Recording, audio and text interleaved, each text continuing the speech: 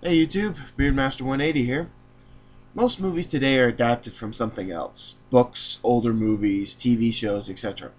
And one of the more disappointing type of adaptation is the video game adaptation. But one movie series based on a game has been able to gather quite a number of fans, despite double the number of haters, and has been able to go on to make a total of 4 movies. That series that I'm talking about is the Resident Evil series. And the other night, I went and saw the newest installment, Resident Evil Afterlife. And how was it? The same as the first 3, but it was still fun. The plot is very basic. It's about Alice, played by Mila Jovovich, fighting the Umbrella Corporation, who has unleashed a virus that reanimates the dead, and she's also trying to rescue survivors. That's it. So yeah, basically it's the same thing, but in a different wrapper. And that different wrapper is the new edition of 3D. Now, I'm not a huge fan of 3D for multiple reasons. The cost of tickets, the discomfort of trying to set 3D glasses over top of my real glasses, it's a pain in the ass. But the 3D does look very nice in this. It's not. It was filmed in 3D, which is a good thing. It wasn't converted later on. So it is very cool, but it's very unnecessary. It doesn't need to be in 3D, but it was still very cool, especially scenes that involve dust and dirt being flung at the screen. It kind of puts you in there, but overall the 3D was completely unnecessary. And as fun as the 3D can be sometimes, it does diminish the overall quality of the film, especially when it's going to be released in 2D.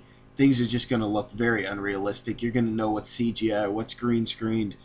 It looks very cartoony. There's one scene when there's an explosion, and you can look at it, and even in 3D you go, okay, yeah, that's completely fake. As for acting, not great. No real emotion is given from any characters. You can't really relate, and they're basically cardboard cutouts. But this isn't a movie that relies on its acting or its story.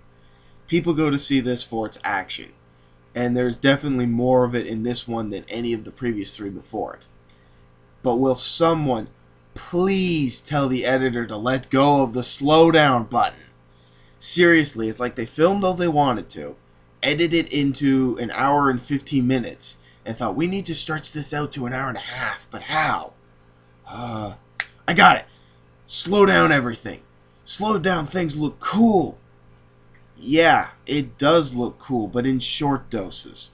There's one scene when Ellie Larter's character faces off against the Executioner from the 5th game, and here's basically a breakdown of the scene.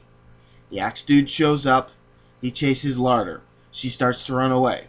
Now we start the slow-mo. She runs up a wall and jumps off of it, flipping over the Axe Dude. We're still in slow-mo. She lands in slow-mo. She looks up in slow-mo. She runs towards the Axe Dude in slow. Well, you can see where this is going.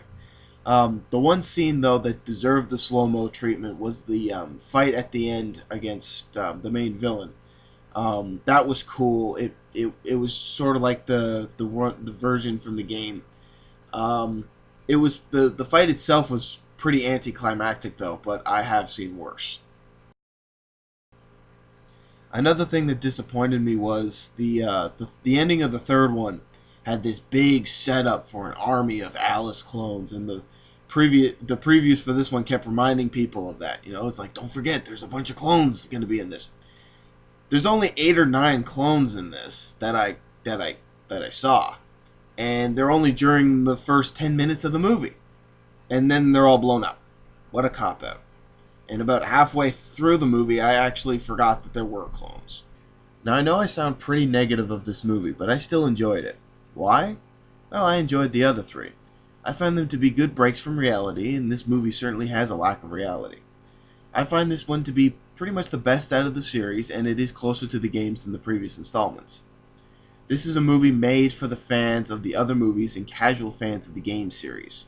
If you did not like any of the original ones, or if you're not a fan of the games, stay away. You're not going to enjoy this.